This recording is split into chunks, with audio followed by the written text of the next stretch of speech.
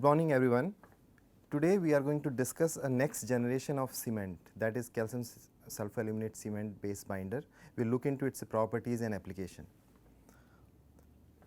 As we all know that concrete is the most used man-made material in the world, so it is obvious that we need to look into the carbon footprint of Portland cement, which is the binding phase of concrete. And we know that 5 to 7% of global CO2 emission is attributed to Portland cement manufacturing. Primarily it is due to the calcination of limestone, which is used to manufacture Portland cement. So, how can we reduce carbon dioxide footprint of Portland cement? And we know that most of it is arising from the calcination of limestone. There are conventional ways of reducing CO2 emission, like increasing energy efficiency by optimizing processes. We can also increase the cementitious additions into cement. We have been doing that for a while, like adding slag, fly ash, limestone. Also we can think about substituting fuels. We can think about more environmentally friendly fuels. But we need to think of non-conventional ways if we really want to significantly reduce the CO2 emissions during the Portland cement manufacturing. So, here is the graph which compares the CO2 emission of individual phases present in Portland cement and compares it with. So, let us look into the CO2 emission of various phases present in Portland cement. C3S has the highest CO2 emission, followed by C2S, C3A and C4AF. Okay. Now, if we compare it with calcium aluminate, right, which is the main phase of calcium aluminate cement, the carbon dioxide footprint is quite low. And C4A3S, which is calcium sulfoaluminate phase, the main phase of CSA-based cements, is the least among all these phases. We know that very high kiln temperature is used to manufacture Portland cement. Roughly around 1450 degrees C temperature is used. But to make calcium sulfoaluminate cement, we need to go only to 1250 degrees Celsius. So, we can cut down the kiln temperature by 200 degrees Celsius.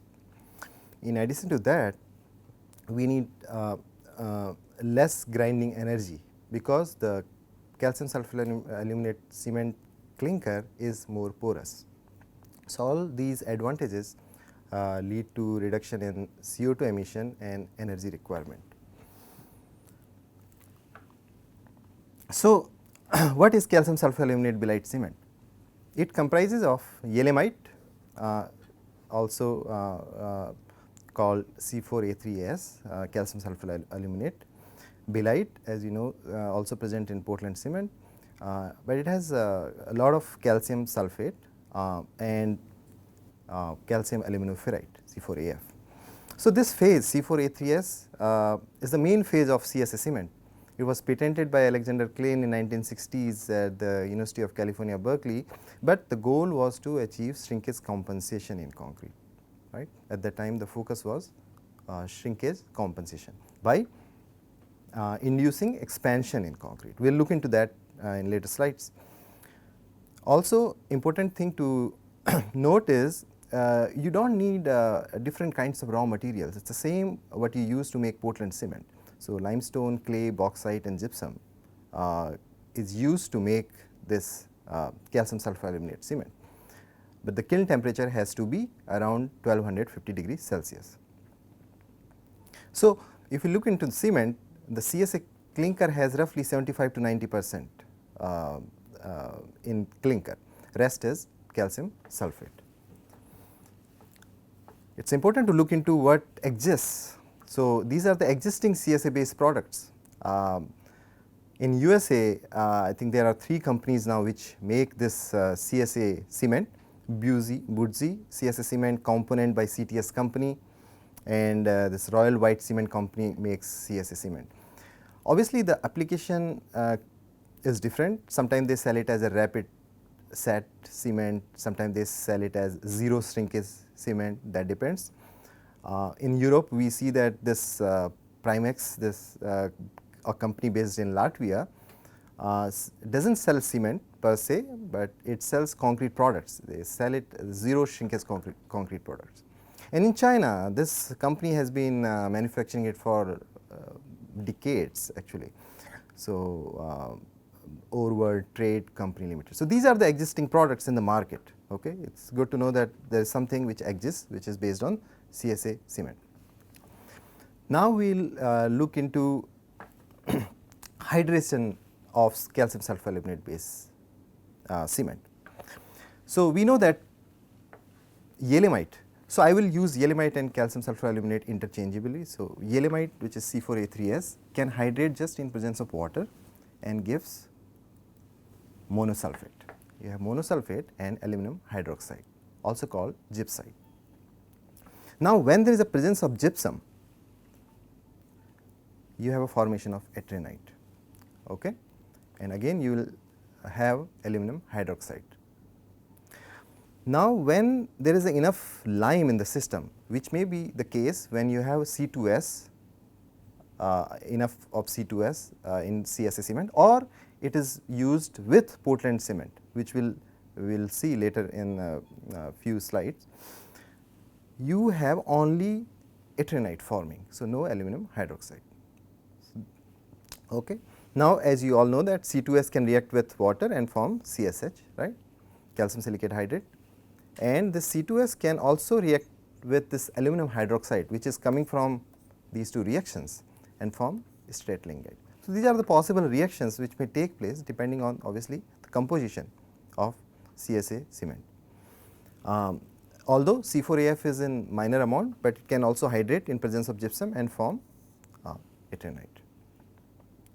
So, these reactions are important to always look into, and we know that whenever we have formation of ettringite, the reaction can be expensive. Okay. We will come down to this point later. How can we leverage this expansion in making concrete durable? So, here is the study done by Zhang and Glasser in early 2000, shows like if you look into the hydration products, y axis we have hydration products, and what happens when you increase the amount of gypsum, right. We know that when there is no gypsum, you will have formation of monosulfate, but as you increase the amount of gypsum, you form AFT phase or ettringite. That is what it is showing basically. So, with the increase in gypsum, you see this AFT phase is increasing, but beyond a point, like here in this case we see this 30% limit, you will have excess gypsum. Okay. Also we see formation of aluminum hydroxide.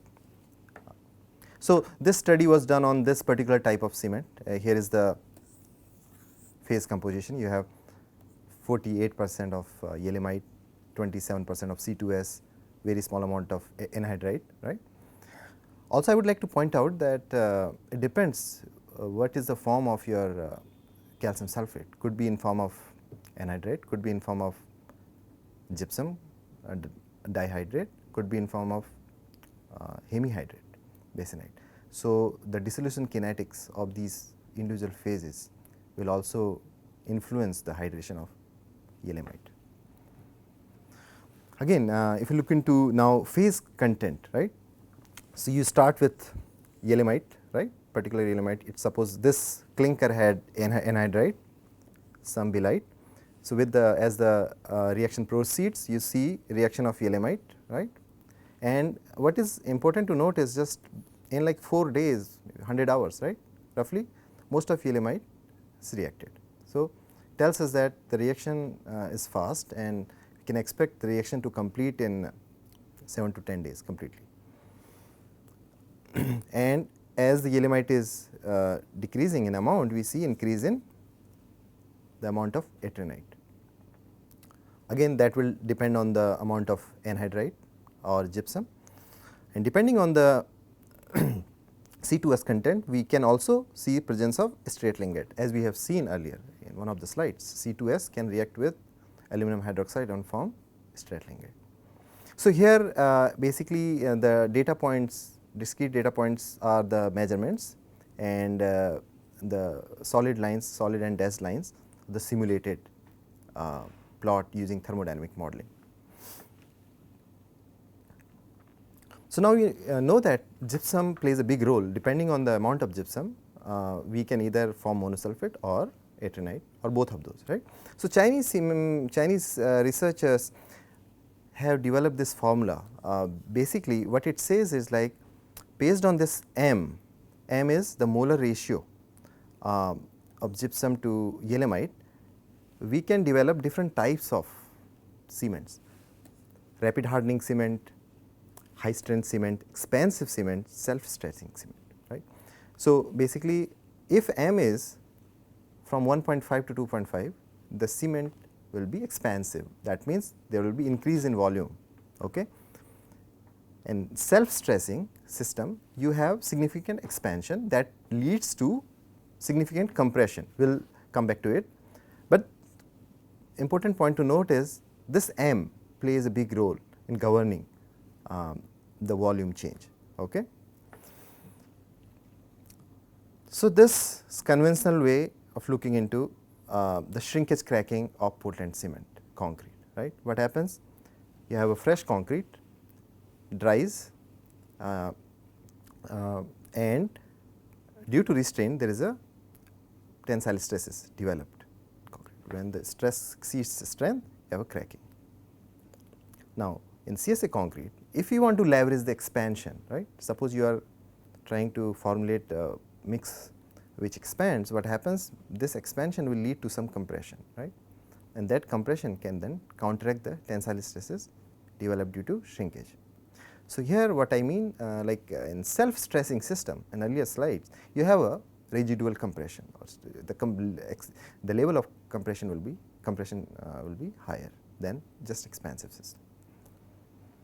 So, now if we look into this typical shrinkage versus time plot, in Portland cement we see some level of shrinkage, right, could be 500 to 600 micro strain depending on the drying condition. But in the expansive system based on CSA, because of this expansion at early age, basically we are reducing the net shrinkage, right. So, there is a reduction in net shrinkage when you use CSA cement as an expansive agent. So, the point is, we know that there are advantages in terms of reducing the CO2 footprint, right. Less limestone is needed to make this cement. Kiln temperature is 200 degrees C lower than what you use for Portland cement. Grinding energy is low. Also, by leveraging this early age expansion, we can make this cement shrinkage resistant, right. So, it can be used to address both issues, sustainability and durability. Now, we will go over early age and hydration properties, hardened properties of CSA-based binder. We will look into fresh properties, right. How does it compare with conventional concrete based on Portland cement? We will look into mechanical properties. Also, we will look into early age volume change. We will also look into how do we model this early age volume change. Okay. Eventually, we will see one application. So, here is like if you make a concrete using CSA cement, because of the formation of ettringite crystals, there is a loss in slump. And if you compare with OPC, right, when you have a CSA in the system, there is a significant loss in slump. And obviously, in this study, no admixture was used initially, but we see that when you use the retarder, right, the CSA with the retarder, you can reduce this slump loss, right. And this is the conventional retarder which people use for Portland cement. And also, I would like to point out this study was done in which only 15% of OPC was replaced. So, it was a OPC-CSA blend, and the CSA cement which was used in this study had this phase composition, 20% elimite, 35% C2S belite, right, and the calcium sulfate in all forms was around 40%. So, we see that there is a loss in workability, but can be reduced. Now, if you want to examine, we can use isothermal calorimetry to look into this closely. So, here is the rate of heat evolution in 3 different binders. 0% CSA corresponds to plain OPC, right. Now, what happens when you add CSA, 15% CSA, 30% CSA. Now, if you zoom out this region, what happens in early few hours, we see that in OPC we see a dormant period, right, which is very useful when you have to transport the concrete, it buys some time. But in the cement where you have CSA, you have a shorter dormant period, right. Again, in the study no chemical admixture was used, and as you increase the amount of CSA, we can see they are further reducing the dormant period. This study published in 2007 addressed this, addressed the issue of this shorter dormant period by adding citric acid, right. Citric acid, basically what you can see that it is a good retarder for CSA cement. As you increase the amount of citric acid in this system CSA, you are delaying the peak, right. Again, so this isothermal calorimetry is a good tool to look into this early age hydration kinetics, right. Now, we know that okay, in the system with 3% retarder, we have delayed the hydration by 4 to 6 hours. Okay. So, this is only one example, there are other examples also. So, there are ways you can retard the CSA, the hydration of CSA cement. Now, since gypsum is integral part of this the cement, what happens sometimes it is important to calculate the optimal gypsum. We all know that optimal gypsum for Portland cement is roughly around 3 to 5%, right. So, again isothermal calorimetry can be used to determine this optimal gypsum. So, you see first this peak, it's because of gypsum depletion. When the gypsum is depleted, this C4A3S or elimite hydrates very fast, right, and releases lot of heat. Same phenomenon happens in Portland cement. When you are run out of gypsum, your C3A can hydrate, right, very fast, and their reaction is very, so you want to control that. So, you see that as we increase the amount of gypsum, right, we are basically delaying this peak, and basically the optimal gypsum is a content where beyond which the isothermal calorimetry curve does not change, right. It is more clear in the later one if you see the right plot.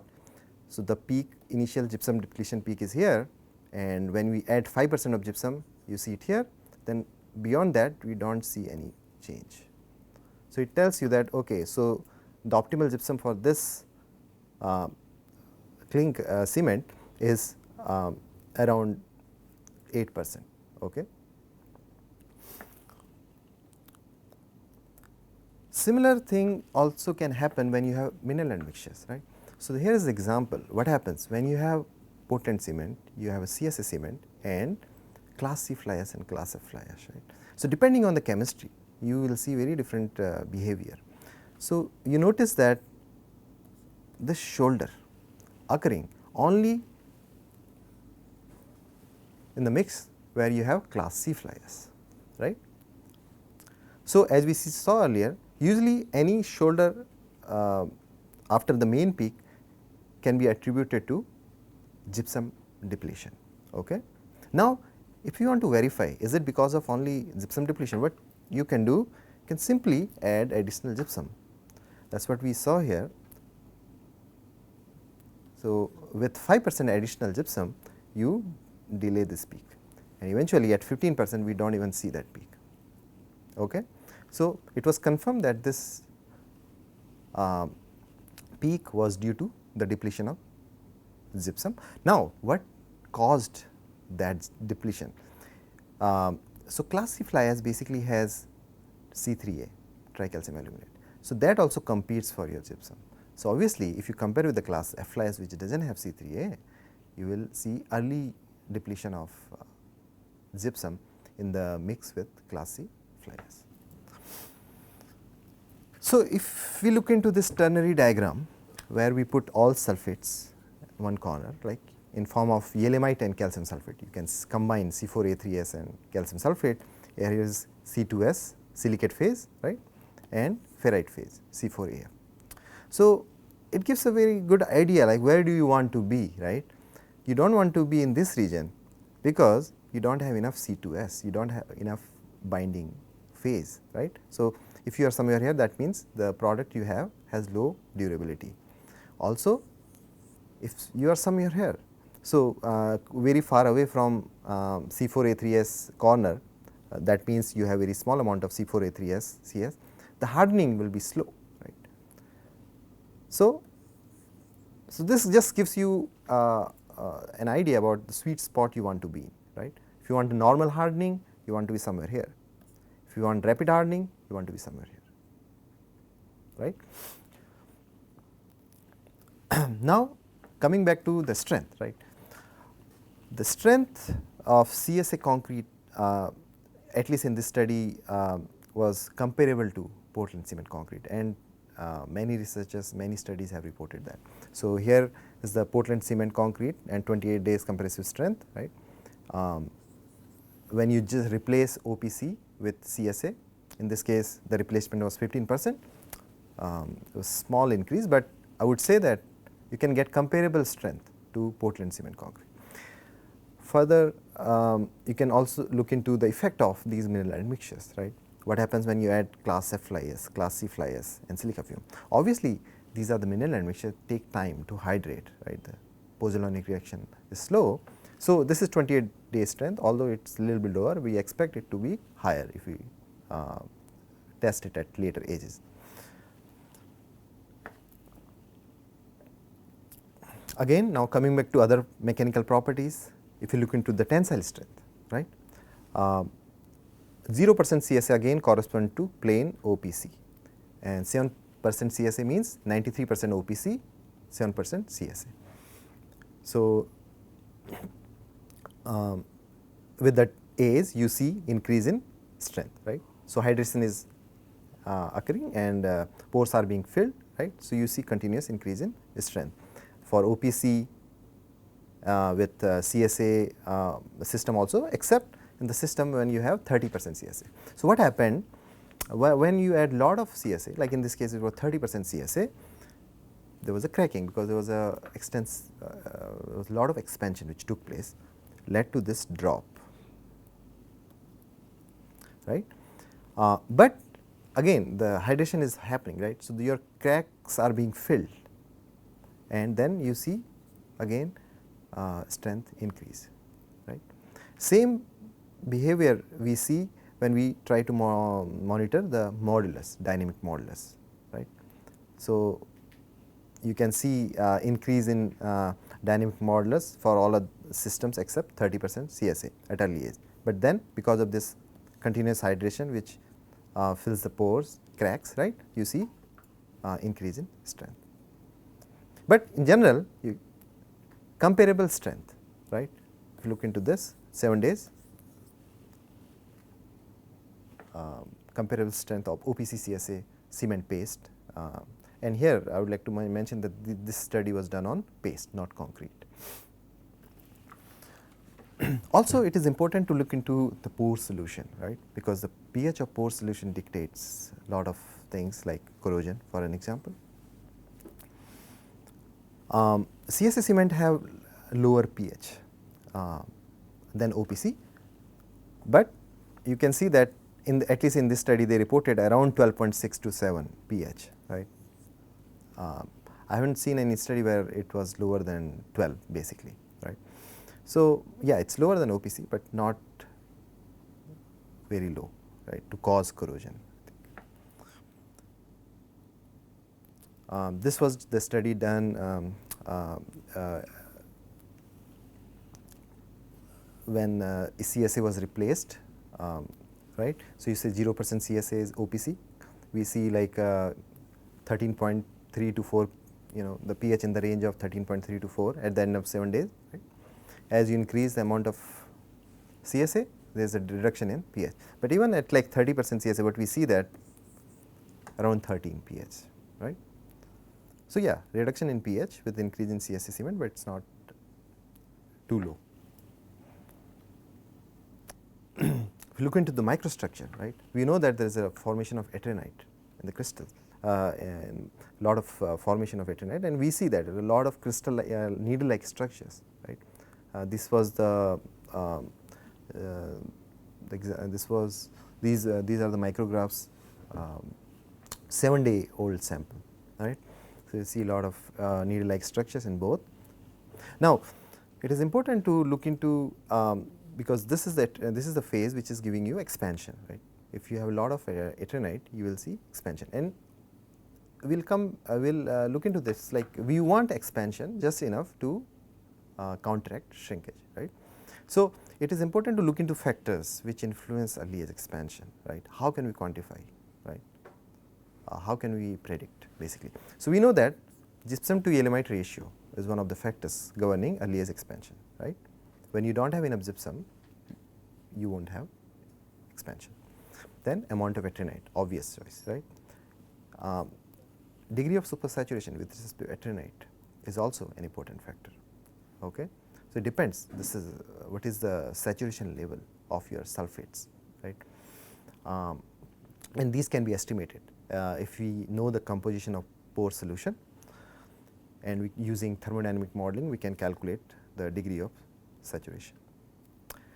Apart from these chemical factors, we need to also pay attention to stiffness of the cementitious matrix, right. It is like if you compare a stone versus rubber, same amount of expansion happening in rubber will cause greater expansion, right, compared to stone. So, we need to pay attention to the stiffness of the cementitious matrix. Now, if you look into early age expansion, here again we are seeing the effect of CSA addition, right. It is also important to capture this expansion very early on. Lot of conventional way of measuring expansion or shrinkage is relying on the 1-day data point, So, you cast your sample, demold it after 24 hours, right. But we know that C4A3S starts reacting immediately, and you have formation of Ettringite, and you will see expansions occurring within 24 hours. So, it is very important to capture that.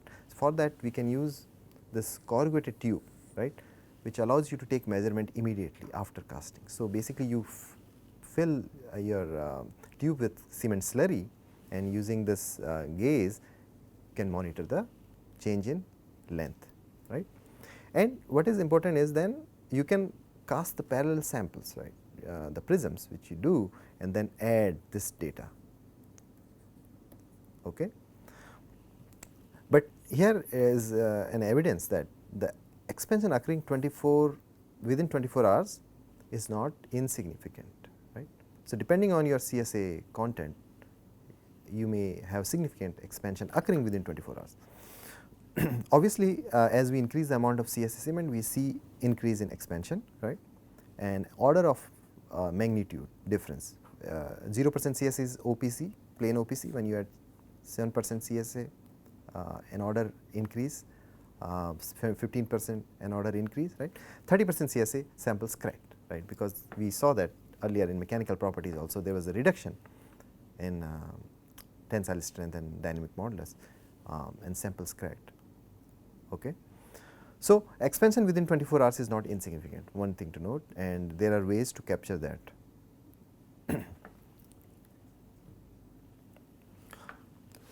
Now, we will look into the hydration of elimite, right, because that is what is causing the expansion, and that is what leads to the formation of Ettringite, monosulfate, and other phases.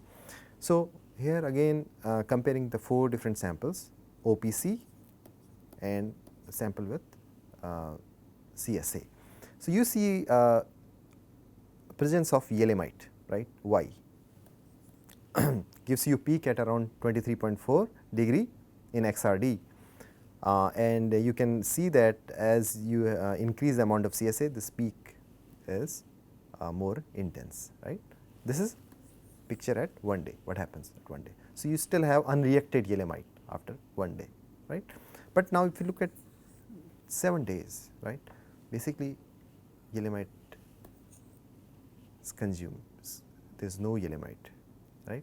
So, all elimite has reacted and led to the formation of Ettringite, right. And in addition to Ettringite, you have other phases like monosulfate also, right, and hemicarbonate may form depending on the conditions. So, important thing to note is like in 7 days the hydration of elimite is complete.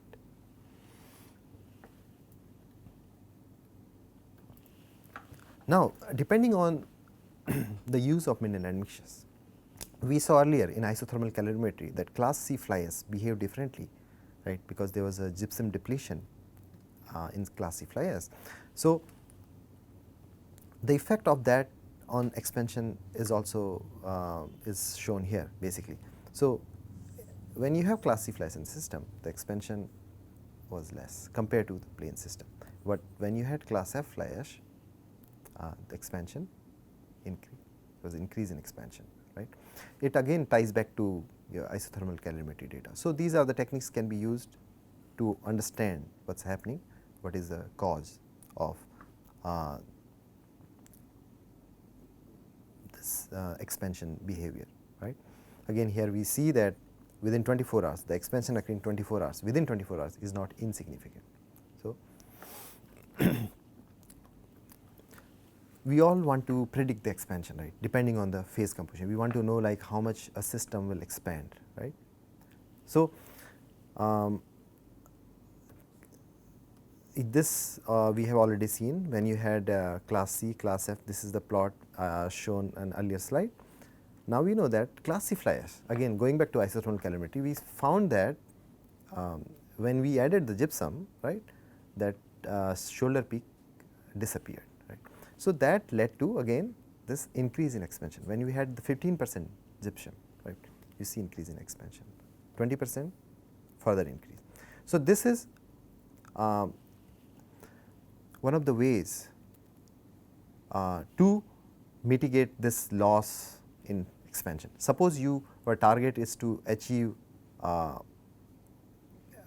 level of expansion, right. Suppose you want to, so you have a class F fly ash, you want to you want your system to expand like as class F fly ash, but you have class C fly ash, then you can add gypsum basically. You know that there is going to be a gypsum depletion in class C fly ash. So, we can add gypsum and get that expansion back. And when we try to calculate this available calcium sulfate, right, we can calculate that based on the stoichiometry. We can calculate how much calcium sulfate is available for the hydration of elimite, right. And we saw that it was very interesting to that there was a very nice correlation basically. So, the system which expanded most, as you see, had the highest amount of calcium sulfate available for elimite. So, these are the simple calculation you can do to predict or compare two systems, right, because we know that elimite is reacting with calcium sulfate and forming Ettringite, that is causing expansion. So, this availability of calcium sulfate can also give you an idea about the expansion. Now, since we are talking about expansion, it is important to look into the mechanism, right. What is that causing this expansion? What is the origin of it? So, a long time ago, Tabor did a very interesting experiment in 1916, where you had a salt in its saturated solution, right, and you put a weight on it. Then what happens when this due to evaporation, your saturated solution will become supersaturated, and that led to the growth in crystal, and that lifted the weight. The simple experiment tells us that the supersaturation gives rise to crystallization stress. Right? This test was done long time back, and we can calculate this crystallization stress. Okay. So, what does supersaturation do? Here are the two systems, the low and high supersaturation. First of all, we see that this supersaturation can be linked to the curvature, right. And we see when you have a high supersaturation, it allows crystals to grow in smaller pores. High supersaturation means higher curvature. Higher curvature means lower radii, right. So, when you have high supersaturation, that means your crystals can form in smaller pores, but when you have a low supersaturation, that will not happen. So, these two schematics depict that, right, where in high we see the pores being filled, right, smaller pores being filled. Now, this maximum crystallization stress can be calculated, right, if we know the supersaturation.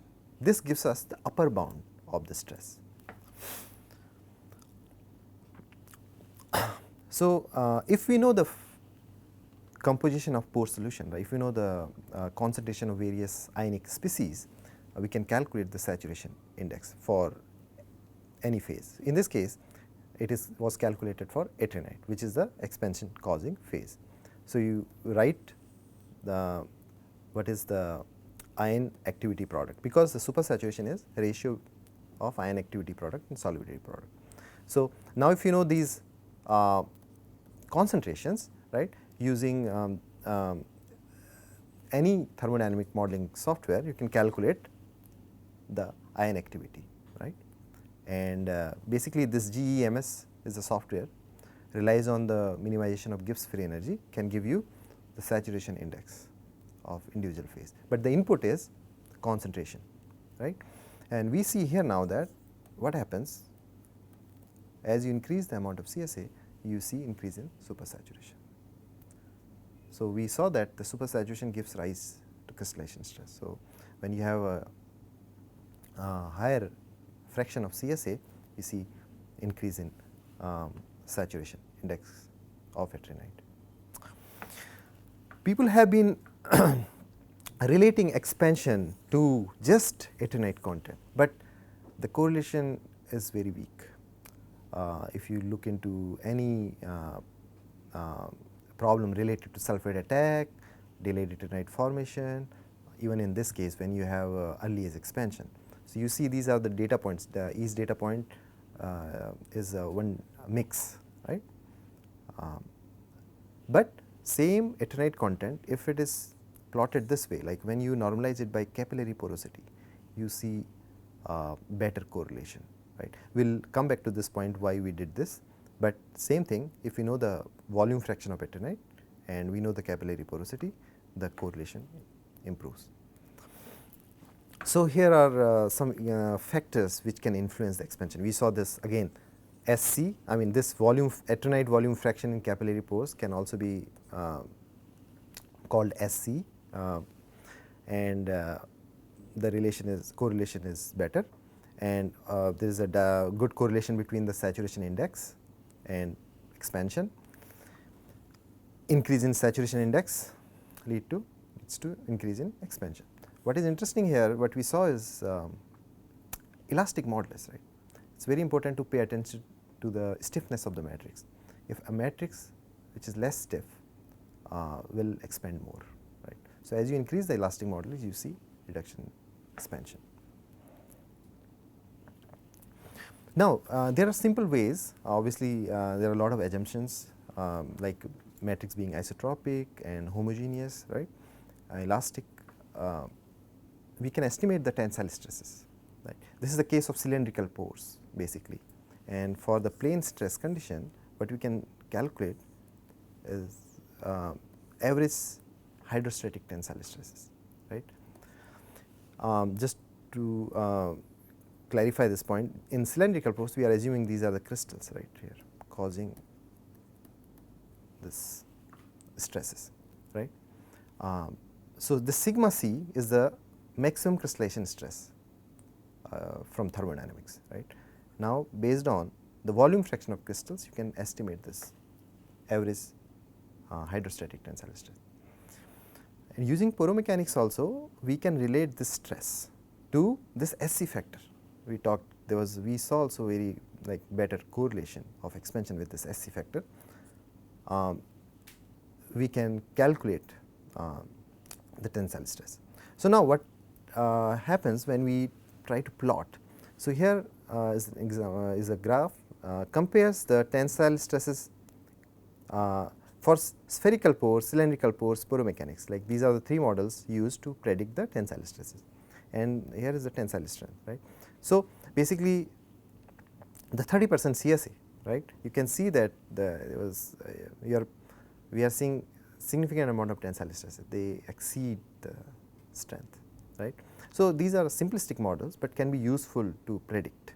So, all models in this case enable the prediction of failure, especially at high doses of CSA, right. That is what we also verified experimentally, right. When we measure the length change, saw cracking in the sample with 30% CSA. Now, question comes, how to design shrinkage compensating concrete, right. If you want to design concrete where you want to leverage the early age expansion due to the formation of Ettringite, how can you do that? So, there is a guide. This is a American Concrete Institute 223R, a guide for the use of shrinkage compensating concrete exists, and in that also they mention type K cement. Basically, it is a blend of OPC, elimite and calcium sulfate. So, right. So, how do you do it? Basically, first we anticipate the shrinkage of concrete, right, based on the experience of the local area, depending on where you are, what are the conditions, right. You know what is the member shrinkage, right. So, you know, suppose this is the shrinkage particular region, right. Now, this is the curve where you can get based on the percentage of reinforcement, right, based on the percentage of reinforcement you can calculate